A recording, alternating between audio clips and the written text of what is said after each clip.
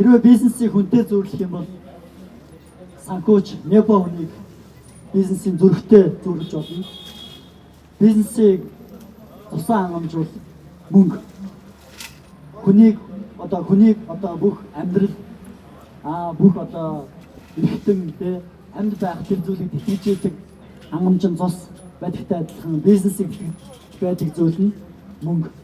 Тэгэхээр тэр мөнгийг цааш нь яаж зохицуулах вэ? Яаж одоо бүх одоо хөдөлгөөнтэй тэр захын эсвүүдэд хүрэх чадах вэ гэдгийг зүрх түүний төлөө зүрх ажиллаж байдаг. Яг тэр шиг Непо хүн бол энэ тэр мөнгийг яаж ашигтай болгох вэ? Тэр байгууллагыг яаж амжилтанд хүргэх вэ гэдэг энэ бүхний төлөө санаа зовж ажиллаж байдаг.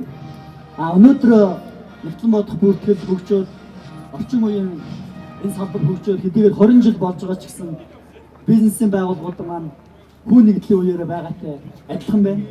Яагаад тэгэхээр нэгтлэн бодох бүртгэгчдийнх нь ашиглаж байгаа багц хэрэгсэл одоо 70-80-аад оны яг л тэр одоо бичиг цаастай зурагтай тий тооны машинаар боддог Excel дээр ажилладаг яг л энэ хэвээр байна.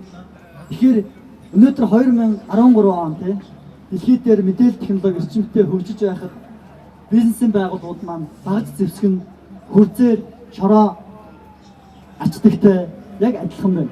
Тийм учраас зүрхний ачааллтай маш их тухайн одоо ачаалл ихсгээр зүрх яах вэ тийм үү?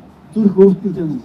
Зүрх ачаалаад авахгүй ядарн цон яг үнтэй адилхан бизнесийн зүрх болсон нэгтлэн бодох хүн өнөөдөр маш их ядарч байна. Үргэлж илүү цагаар ажиллаж байна.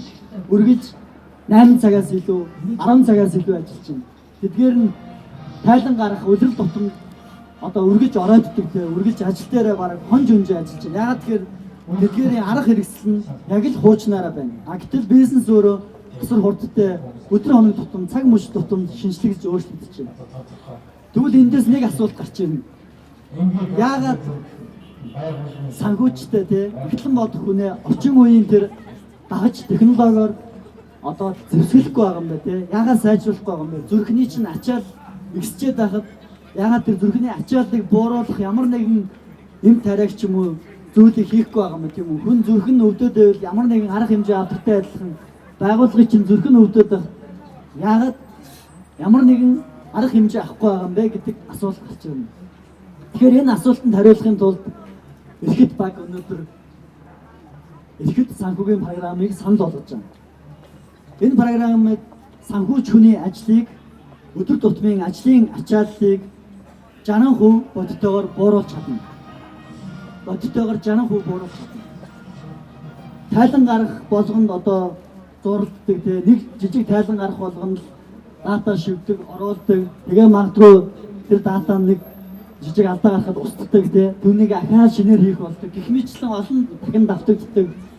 Непо хүний хамгийн их цагийг үрдэг тэр ажилтнуудыг байхгүй болгоод бүх зүйлүүдийг орчин үеийн технологи дээр програмчилж өгсөн байгаа. Мөн одоо ихэд програм cloud system суурилсан гэдэг утгаараа өөрийн одоо дуртай бүх төхөөрөмжүүдээс хандаж ажиллах боломжтой. Зөвхөн одоо десктоп компьютер биш те iPad, iPhone гар утснаас өгдөл оруулаад явах боломжтой. Дараатай тайлангаа тавихтай зөвхөн цаасаар хэвлэж өгдөг байсан тэр үе аль 70-80-аад оны тэр үе одоо хуучилсан байна те. Захирал нь магадгүй утсан дээрээс тухайн өдрийнхөө тайлан тооцоог тэнцвэрлэгийг харах бүрэн боломжтой. Тийм учраас бид нар компаниудад удирдлагуудад бизнесмэнүүдэд юу гэж уриалж байгаа гэхээр бизнесийн дагаж хэрэгслийг те шинжилээч. Өнөөдөр 2013 он болж байхад 70-80-аад оны энэ аргачлалаараа ажиллаад байвал ачааллаа мүдхэн хийхгүй болоо зүрхчин зогсноо тий. Тэгэхээр өнөөдөр ингээд бизнес дээр шинэ технологиг, шинэ боломжуудыг ашиглаж Эрхэт гэдэг бидний санал болгож байгаа энэ Эрхэт төслийн багийн Монгол залуучуудын